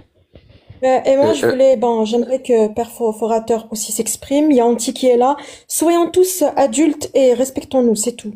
J'aimerais juste dire quelque chose. Moi, ce que j'observe, ce que je vois face à mes yeux, c'est que vous parlez de certaines choses qui n'existent pas au Maghreb. Elles existent effectivement en Afghanistan, en Iran et dans certains pays extrémistes. Mais le Maghreb, ce que vous prônez n'existe pas. C'est ça la question que je me pose, c'est celle-ci. Quel est le combat? Oui. Vous parlez Tu veux dire qu'en Algérie, il y a l'égalité des droits entre les hommes et les femmes? Non, ça n'existe. Les salaires, ils sont égaux entre les hommes et les femmes. Je répète, est-ce que je t'ai posé une question sur les salaires? Est-ce que je t'ai posé une question sur les salaires? Je t'ai posé la question, est-ce qu'il y a l'égalité des droits qui est l'un des principes fondateurs, l'un des valeurs fondatrices de la démocratie? Je vais juste parler d'Aïcha. Moi, cette histoire d'Aïcha, je l'ai jamais entendue. Est-ce qu'il y a l'égalité des droits entre les hommes et les femmes en Algérie? Une seconde, par rapport à quoi? L'égalité des droits entre les hommes et les femmes en Algérie, elle existe, elle est concrétisée ou elle n'existe pas? J'y vis en Algérie, elle existe. Aujourd'hui, il y a l'égalité entre les hommes et les femmes. Et elle existe ou pas? Légalement, elle existe. Euphie, s'il te plaît. Elle existe d'ailleurs. Moi, c'est par rapport... Jack, moi c'est par rapport à Aïcha. Cette histoire d'Aïcha, Très bien. Tu veux changer de sujet? Je ne vais pas. Jack le Fou, arrête de prendre un otage avec tes questions, s'il te plaît. Tu as fait une affirmation. Tu as fait une affirmation comme quoi ça n'existe pas en Afrique du Nord, ça n'existe qu'en Afghanistan. On va vérifier. Si ton affirmation est vraie, donc elle correspond à la réalité, ou si elle est complètement fausse, parce qu'elle ne correspond pas à la réalité. Est-ce que l'égalité des droits devant la loi entre les hommes et les femmes existe en Algérie? J'en sais rien du tout. Merci. Madame, elle n'existe pas. Va lire le code de la famille, le code qui a été promulgué en 1984, et tu vas t'en rendre compte qu'en termes de mariage, en termes d'héritage, en termes de divorce, en termes de beaucoup de choses. En fait, autrement dit, 80% de la vie d'une Algérienne est régie par ce code de la famille. Et ce code de la famille est une concrétisation absolue de l'inégalité des droits entre les hommes et les femmes. Et la seule justification de ce code de la famille est la charia de l'islam sunnite. Exemple, l'homme a le droit, on parle d'égalité des droits, l'homme a le droit d'épouser 4 femmes. La femme a le droit d'épouser un seul homme. Est-ce que 4 égale 1? Absolument pas. Ça veut dire qu'il y a inégalité des droits. En termes de divorce, pareil. En termes d'héritage, pareil. Et d'où viennent ces règles absurdes qui concrétisent l'inégalité? Elles viennent 100% de la charia de l'islam sunnite. Je te défie de me donner une autre source qui fait en sorte que l'homme peut épouser 4 femmes et la femme un seul homme en Algérie. En soi, c'est un bon combat, hein. Mais juste, je pense qu'il y a une approche qui peut être plus intéressante que Aïcha ou... Mon pote, encore une fois, je t'ai pas demandé conseil de mes approches, je te connais pas. Le jour où je te demanderai conseil, d'avoir la parole, je te solliciterai. Ouais, mais ne prends pas cette parole pour toi, alors. Mon pote, c'est une insulte quand tu donnes un conseil à quelqu'un qui n'a pas sollicité de conseil. C'est une insulte. Regarde. Je te donne pas de conseil. Moi, je conseille aux gens qui veulent creuser dans ce sujet, au lieu de débat éternel Aïcha, pas Aïcha, vous allez voir qu'il y a des gens qui sont diplômés, voire surdiplômés dans ce sujet. Et ces gens-là, on a la chance qui sont francophones, ils parlent français. Donc on a le Collège de France, on a des gens qui sont théologiens, diplômés en lecture de langue ancienne, des gens comme Thomas Romer, et eux, c'est leur vie entière qu'ils ont consacrée à expliquer l'origine de ces religions. Donc voilà, il n'y a pas de Aïcha. Là, on va vraiment dans le dur, on prend chaque texte et on comprend d'où il vient. Ce sera plus intéressant. C'est le conseil que je donne aux gens qui aiment ce sujet. Voilà. Merci. Je te remercie Mystique et je vais aussi poursuivre sur ma propre voie. Pareil en sociologie, il y a énormément d'académiciens et de chercheurs qui ont étudié les religions, qui font dans une sociologie des religions. Et pareil, ils s'attellent justement à attaquer l'angle politique de ces religions pour essayer de déconstruire un petit peu tout ce qui a été monté dessus et justement discerner le vrai du faux. Oui. Déa, s'il te plaît, tout à l'heure, tu sais, j'ai été descendu au moment où je voulais justement répondre par rapport à notamment un des points pour l'âge d'Aïcha, et je te réponds à toi et aux autres. Je réponds pas à Monsieur Jack le Fou parce que la discussion elle n'est pas possible. La discussion, quand on répond à une question, c'est ni par oui, par non. Mais je te réponds rapidement et je m'en vais après. Attends, synthétisant. Il y a juste Anti qui veut parler et je sais qu'Anti quand il est là, je sais qu'il n'insulte pas, il respecte. Je le sais. Vas-y, Anti. Après, Office, ça sera. Ouais, merci, bonsoir. De toute façon, j'étais, là, je viens avec un autre compte parce que le premier a été bloqué par un de tes modos. Parce que, bon, si tu fais voter des terroristes, moi je m'en vais. Regarde, merci beaucoup pour l'invitation. Les gens. Il est hors de question que je partage le stage avec ce terroriste. Ouais, vas-y, fous le camp, dégage, oui, bien sûr. Non, Anti. Je comprends que tu l'as fait, je comprends que tu l'as fait monter pour que je parte. Vraiment, parce que c'était vraiment une condition que j'avais fait. En fait, déjà tout à l'heure, j'avais prévenu. Je peux pas parler avec une personne qui me menace quotidiennement. Ça n'a aucun sens. Attends, Jack le Fou. Tout à l'heure, j'avais prévenu. Là, Anti, Déa t'a dit que, ok, il allait être respectueux, je sais pas quoi. Au bout de la deuxième, troisième phrase, il a dit, ça y est, dégage, je sais pas quoi. Franchement, Anti, je sais qu'il sait pas se contrôler et il a encore reprouvé une fois. Donc, si vous voulez le faire remonter, ok, mais en fait, faut être juste au bout d'un moment. S'il ressort des insultes, si c'est pas maîtrisé, on le fait plus monter. Et c'est normal que tu te fasses bloquer Anti si t'as ce genre de paroles que tu ne sais pas en fait débattre, tu ne sais pas discuter. Donc bon, on va reprendre un débat calme, sérieux. Donc là, c'était à qui? C'était à Eufi ou Déa, tu voulais parler, excuse-moi. Ou percer. Eufi, perforateur mystique qui voulait percer. Je vais être très rapide, après je laisse la place comme il y a beaucoup de monde qui veut monter. Donc pour répondre notamment sur l'âge d'Aïcha, qu'Allah l'agrée, notamment dans un livre de Tabari, d'accord. Alors il y a une contradiction dans un de ses livres. Donc c'est dans son encyclopédie l'histoire des prophètes et des rois. Donc dans une première partie du livre, il relate que la version connue du mariage d'Aïcha était à l'âge de 9 ans vers l'an 622, premier an de l'Hégire, ce qui suppose qu'elle serait née vers 613. Mais à la fin du livre, il y a une contradiction et c'est là où je pense qu'il y a eu vraiment des problèmes de datation, des problèmes de biographie. On retrouve, selon Tabari, dans le même livre, dans la même encyclopédie, que Aïcha serait née vers l'an 610, année de la révélation, et non pas 613. Et donc n'aurait pas pu avoir 9 ans en 622. Déjà, il y a une première incohérence au niveau des dates. Après, il y a beaucoup d'autres documents, c'est historique, qui montrent qu'elle aurait eu 10 ans de moins que sa sœur, qui avait 29 ans lors de la consommation du mariage. Donc, elle aurait eu 19 ans. Il y a encore d'autres sources, mais je vais pas être long. Je vais pas casser votre discussion avec Monsieur Jack, mais juste un petit mot pour Monsieur Jack. Comme je l'ai dit tout à l'heure, il s'acharne énormément sur l'islam, mais il ne va pas chercher plus loin chez les autres religions, chez les autres courants, qui sont eux réellement la cause de PODO, la cause des déséquilibres qu'on trouve actuellement dans les société, mais Monsieur Jack ne préfère s'intéresser qu'à l'islam, et c'est là où on se pose la question, quel est votre but, ou plutôt quelle est votre motivation? Est-ce qu'elle est financière? Est-ce que vous êtes plutôt, on va dire, dans des réseaux anti-Algérie, anti-Maghreb? Est-ce que c'est votre frustration par rapport à votre vie en Algérie qui vous a poussé à faire ça? Voilà, moi je pense que vous êtes monomaniaque, vous tapez sur l'islam, mais absolument sur aucune autre religion. Et voilà. Donc, tant mieux. Continuez. taper sur l'islam qui n'est pas le générateur de la PEDO dans le monde, et laisser bien sûr tous les autres sujets, comme vous avez dit, le judaïsme vous en foutez, le talmudisme vous en foutez, mais pourtant, regardez l'affaire de la synagogue, regardez ce qui se passe avec le Talmud sur comment sont traités les goy, comment sont traités les enfants de 3 ans, où et c'est légal de les VIOL, ça vous intéresse pas. Voilà, donc on voit. Intéresse, mais les deux nous intéressent. Les deux sont des problèmes. Merci. J'ai envie de répondre. J'ai vraiment envie de répondre. Quelles sont tes sources? Moi, j'ai des Merci. Alors, j'ai envie de répondre, si c'est possible, s'il vous plaît. Je vais passer sur les attaques personnelles et les attaques ad hominem parce que. Moi, j'ai pas fait d'attaque personnelle, c'est une constatation. Mon pote, j'ai envie de répondre. Merci beaucoup.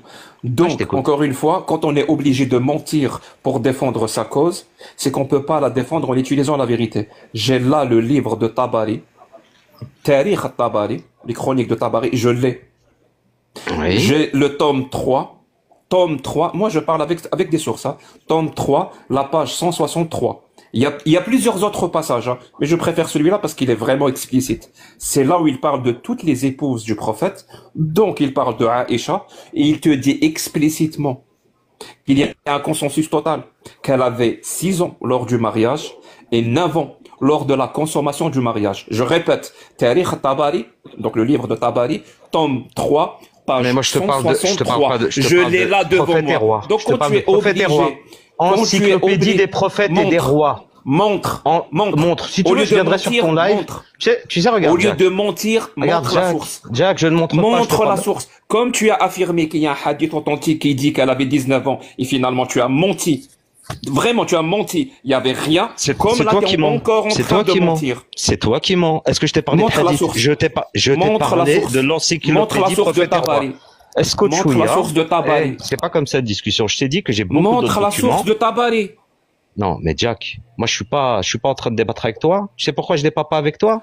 Parce que tu laisses pas en passer. Je suis pas en train de débattre avec toi. Tu es juste en train de mentir et je démontre tes mensonges. C'est toi qui as menti. Je t'ai parlé de prophète et roi. Pourquoi tu fais ça? Encyclopédie prophète et roi. C'est exactement la raison pour laquelle je fais ça. Pour démontrer qu'on ne peut pas défendre l'islam. Je t'ai pas parlé de ça. Sans mentir. On peut pas défendre l'islam sans invectiver. On peut pas défendre l'islam sans menacer. On peut pas défendre l'islam sans essayer de changer de sujet. C'est ce que j'ai, voilà, le but dans ma vie, c'est ça. Ou le but, pas dans ma vie, mais dans ce que je fais, c'est exactement ça. C'est pour démontrer ce que et pour dénoncer ce que tu es en train de faire. Ton but, c'est la frustration envers l'Algérie, c'est la frustration envers le monde musulman, mais après, qu'est-ce que je disais?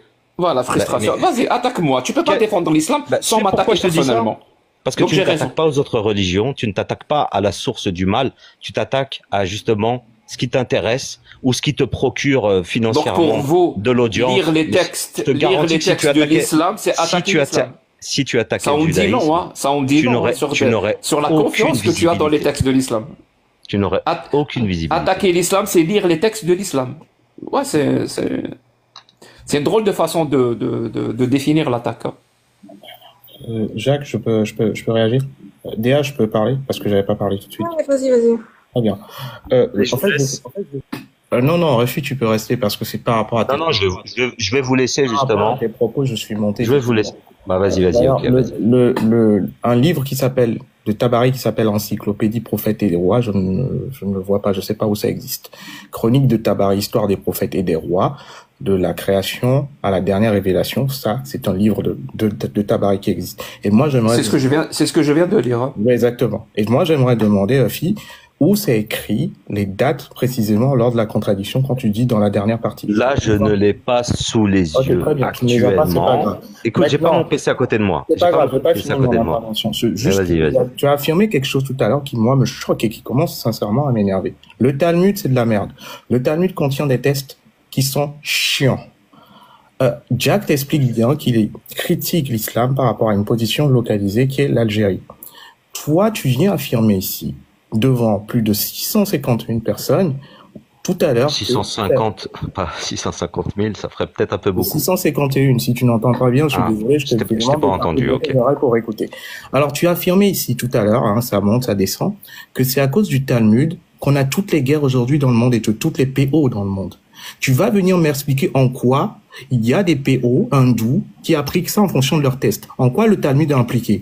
En quoi il y a des... Est-ce que j'ai dit dans le monde? Est-ce que je t'ai dit tout? S'il te plaît, je finis. C'est tes propos. Hein. Et ça me commence à... Vas-y, je t'écoute. En quoi le Talmud pousse des Congolais à tuer d'autres Congolais dans la région du Kivu? En quoi le Talmud a incité des gens à commettre des guerres, de guérilla en Amérique du Sud? En quoi le Talmud pousse des gens à commettre des activités de PO dans nos sociétés africaines noires sur des bases d'anciennes traditions? À un moment donné, que vous critiquez le Talmud, j'ai pas de problème avec ça, mais venir institutionnaliser ça dans un sens faux, je suis désolé. Là, c'est là où on vous montre que Jack est beaucoup plus cohérent que vous. Toi, tu cites le Talmud dans un contexte purement mondial que tu n'es capable de pouvoir démontrer, et à un moment donné, ça commence à faire chier. Oui, les religions sont un problème, mais quand on pointe du doigt une religion, il faut la justifier de manière objective, et il faut arrêter un peu ça. Et je vais te le redemander, hein, si tu réaffirmes tes propos, montre-nous clairement en quoi le Talmud va pousser un hindou à épouser une toute petite fille. Et combien même, comment se fait-il qu'il n'y a pas de mariage de petites filles de 3 ans dans l'état où il y a le plus de juifs? C'est ça qui est la réalité. Je vais te répondre. S'il te plaît, je finis. Vous pouvez justifier que oui, le Talmud implique dans la question de la guerre israélo-palestinienne, il n'y a pas de problème. Mais venir généraliser ça sur tout, et moi, j'ai pas envie d'entendre un noir venir me dire que s'il y a un problème actuellement au Congo, c'est à cause du Talmud. C'est justifié où? Et là, quand vous faites la reproche à Jack, moi, je suis tombé des nues. Alors, je vais te répondre. La question s'adressait. Je dis une phrase, vraiment une phrase, et je te laisse parler, Ufi. Je vais expliquer à penser pourquoi Ufi a parlé du Talmud. Et ça va être vraiment très rapide, penser. Écoute bien. Parce que le but, quand on défend l'islam sunnite, c'est toujours d'essayer de faire en sorte de ne pas parler de l'islam sunnite. Donc il te lance comme ça des sujets à gauche et à droite dans le but où il espère quelque part, comme tu viens de le faire, de tomber dans le piège et de changer de discussion et qu'on parle plus de l'islam sunnite. Et là, tu sais quoi? Là, tu lui as ouvert une porte, mais immense. Il va s'engouffrer dedans. Tout son corps va s'engouffrer dans cette porte-là. Et il va juste pour parler du Talmud et tout ce qui s'ensuit. Pourquoi? Parce que tant qu'il parle du Talmud et de ces choses-là, on n'est pas en train de lire les textes de l'islam sunnite.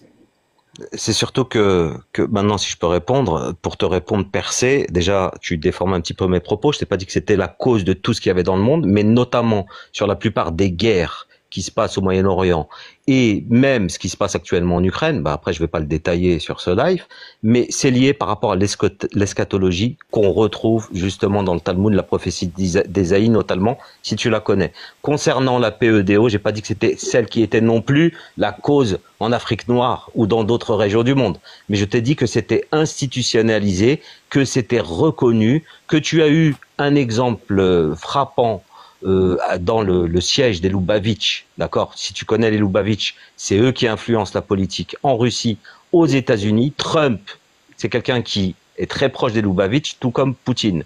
Donc, ce qui se passe au niveau géopolitique mondial, les talmudistes sont au centre de justement cet agenda.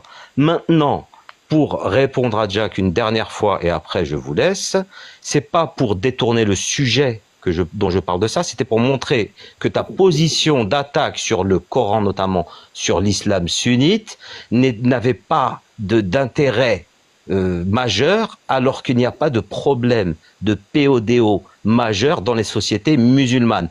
Par contre, si tu prends en Occident, que ce soit même en France avec l'affaire Betaram ou avec tout ce qui s'est passé dans la chrétienté ou dans beaucoup d'associations sportives, c'est institutionnalisé. Au niveau de l'ASE, il y a énormément de dysfonctionnement. Aux États-Unis, il y a des États où on peut se marier avec des enfants de 15 ans. En Algérie, je te rappelle que c'est 19 ans. Il faut avoir une dérogation pour pouvoir se marier avant. Maintenant, à chacun son combat, mais je crois que ton combat à toi, il est monomaniaque, c'est sur l'islam, c'est essayer de dézinguer l'islam peut-être par rapport à une mauvaise expérience de vie que tu as eue en Algérie, je ne sais pas, mais vraiment intéresse-toi. J'ai été abusé par un imam quand j'étais petit. Je sais pas, peut-être. J'ai été abusé par un imam quand j'étais petit. Bah écoute, c'est très bien. T'as vu percé? T'as vu? Oui. En fait, le but c'est, en plus il répète ce mot-là, attaque, parce qu'apparemment pour lui attaque attaquer l'islam, c'est lire les textes de l'islam. Ça on Non, dit mais non. tu sur peux, la confiance mais qu'il a ça, sur ces textes. mais moi, Mais c'est pas grave. ce qui m'intéresse, c'est Le de but, voir c'est qu'il que tu comprend t'attaques même pas aux pas. autres. Est-ce que il comprend t'attaques même pas pas aux que autres. nous, quand on parle du mariage du prophète et ce qu'il y a écrit dans les textes, c'est pas pour dénoncer cette pratique qui existe dans le monde musulman. C'est absolument pas ça. C'est dans l'optique de faire comprendre aux gens un texte divin parfait ne peut pas autoriser cette pratique criminelle. Donc, par définition, par rationalité, par logique, un texte qui autorise cette pratique criminelle qui est la pédocriminalité, qui autorise l'esclavage, qui autorise le fait de frapper son épouse, qui autorise plein de trucs, par définition, ne peut pas être divin. Il ne Est-ce que peut c'est que pratiqué? correspondre. Je viens littéralement de t'expliquer pourquoi je Est-ce parle que- pas de Non, mais- est-ce que c'est pratiqué ou pas.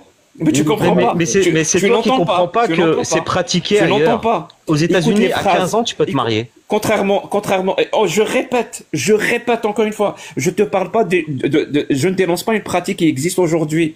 Je dénonce d'accord. le fait que ça soit autorisé dans le texte.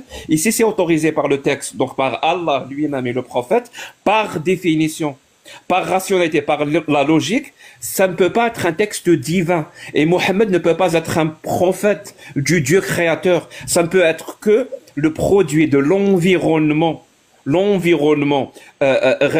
géographique Est-ce que dans le et Coran, temporel. est-ce que dans le Coran, il y a un âge Tu comprends ça pour ou le pas? mariage? Est-ce que Est-ce qu'il c'est y a un ça? âge pour le mariage? Est-ce qu'il y a un âge pour le mariage dans le Coran? Merci beaucoup. Dans Est-ce le qu'il y a un Coran, âge de tu peux mariage te dans le Coran? marier.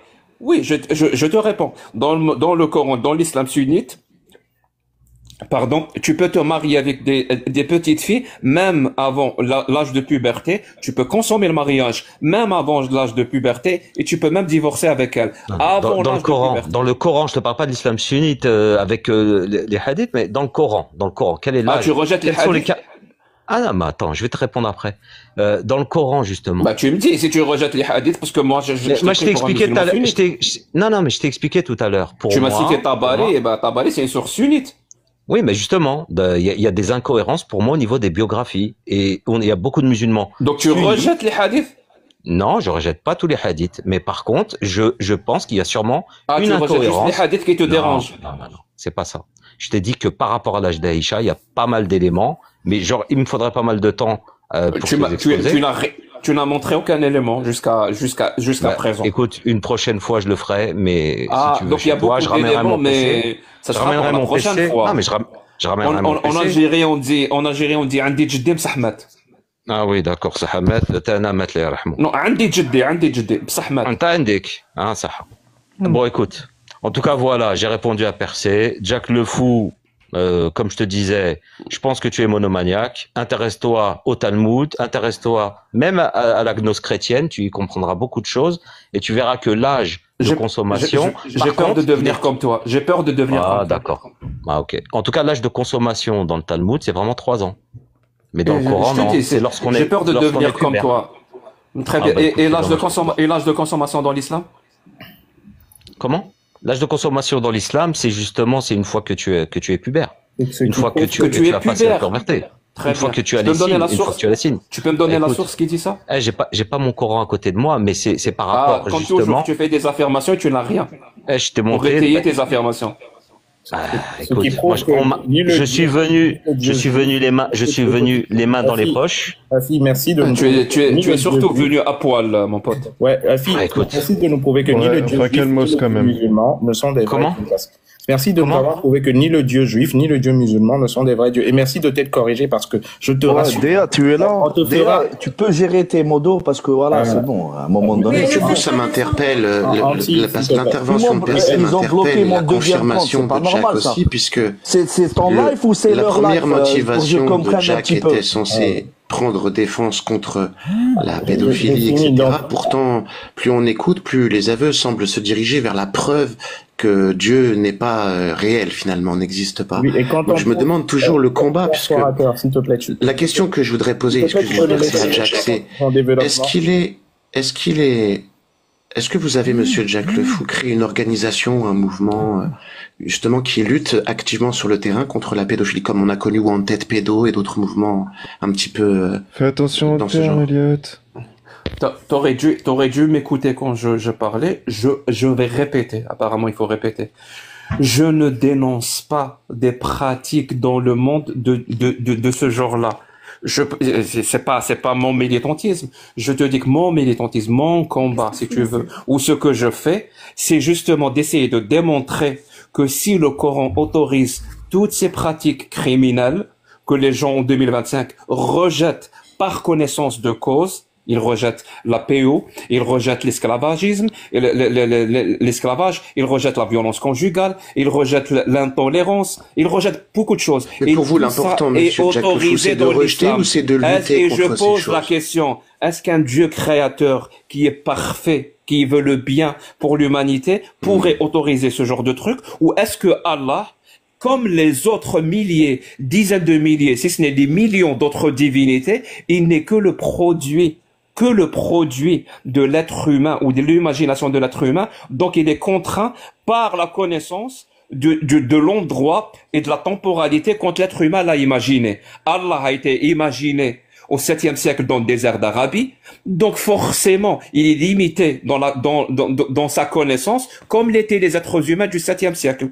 Pour eux, cette pratique était parfaitement acceptable. Ces pratiques étaient parfaitement acceptables. C'est-à-dire la PO, ça veut dire l'esclavage, la violence conjugale et tout ce qui s'ensuit. Donc c'est pour ça que Allah, c'est un être humain, un bédouin du 7e siècle. C'est ça que je fais. Je suis pas en train de militer dans le monde pour protéger les petites filles. Il y a d'autres gens qui font ça et qui le font très très bien. Et qui le font très très bien. Donc en fait, vous ne pensez pas que cette énergie, toute cette énergie gaspillée là, serait pas plus utile dans une véritable association, organisation qui lutte sur le terrain et qui cherche finalement à faire de véritables choses plutôt que d'aller percer au cœur des gens finalement là où il semblerait pouvoir subsister un doute? Croyez pas, monsieur Jack Le Fou? Ah bah si je m'entendais, mon énergie n'irait que dans, je sais pas moi, dans les jeux vidéo, les bons films et les bonnes séries. Mais qu'est-ce que tu veux? Mon énergie, je la déploie là où je veux. Et pour le moment, je veux la déployer pour dénoncer et lire les textes de l'islam sunnite. Et je vais répéter encore une fois pour que tu comprennes, hein, pour faire apostasier le maximum de gens. Effectivement, je vise les gens les plus aimables, les plus intelligents, si je peux dire comme ça, pour qu'ils puissent apostasier. Est-ce que c'est clair maintenant ou pas? Ah d'accord, donc c'était pas anti-pédo, c'était juste pour faire apostasier les gens. C'est très clair, merci beaucoup pour la confirmation, voilà, c'est ce que je pense. Ah ok. Faut leur parler de l'exode d'Exos. Ils vont tous apostasier. Mais quel est l'intérêt d'avoir cette démarche? Quel est l'intérêt de vouloir faire apostasier les gens? Les gens croient en ce qu'ils veulent, chacun à la foi. Si on a la foi en un Dieu tu vois, ouais, vas-y. C'est que en fait, donc les gens sont libres de leur croyance, on est d'accord? Toi, tu es libre de faire ce que tu veux, mais je vois pas l'intérêt. Merci. Eh ben moi aussi, je suis libre alors. Si les gens ont cette liberté, eh ben moi aussi, je l'ai. Quand tu as le cadre de la loi. Tu veux me l'enlever? Si tu as le cadre légal, tu fais ce que tu veux. Bah, tu restes dans le cadre légal. Je suis dans le cadre légal. Tant que tu t'attaques seulement à la religion, en tout cas en France, après au Canada, je sais pas exactement comment c'est. Je suis apostat et je peux te dire pourquoi c'est important, en fait, de parler de cette chose-là. En fait, moi qui suis apostat, par exemple, j'ai toute ma famille qui est derrière moi, qui me cherche. Il y en a qui me cherchent, il y en a qui me disent qu'ils vont, hein, des menaces de, voilà.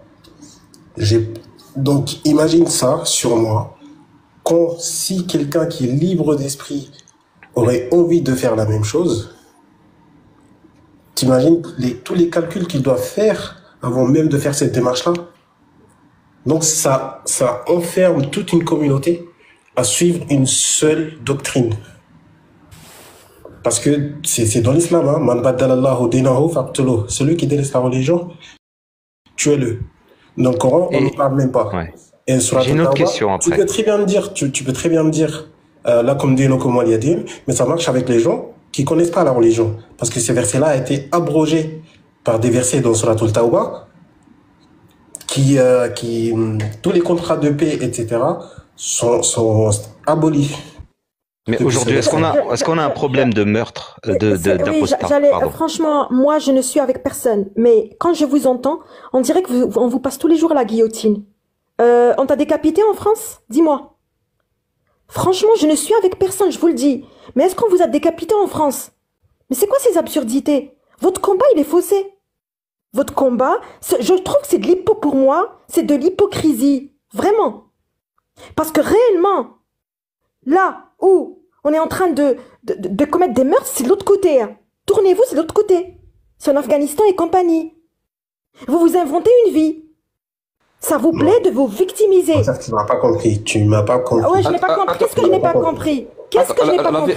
La vérité, s'il te plaît, parce que apparemment ils font encore monter entier, donc ils veulent vraiment que je parte du live. Mais avant de partir, je vais te définir l'hypocrisie. L'hypocrisie, c'est quand on est une femme et qu'on ne défend pas les droits des femmes et l'égalité des droits entre les hommes et les femmes dans son pays natal. Ça, c'est la définition de l'hypocrisie, madame. Au revoir. Eh ben. Prenez des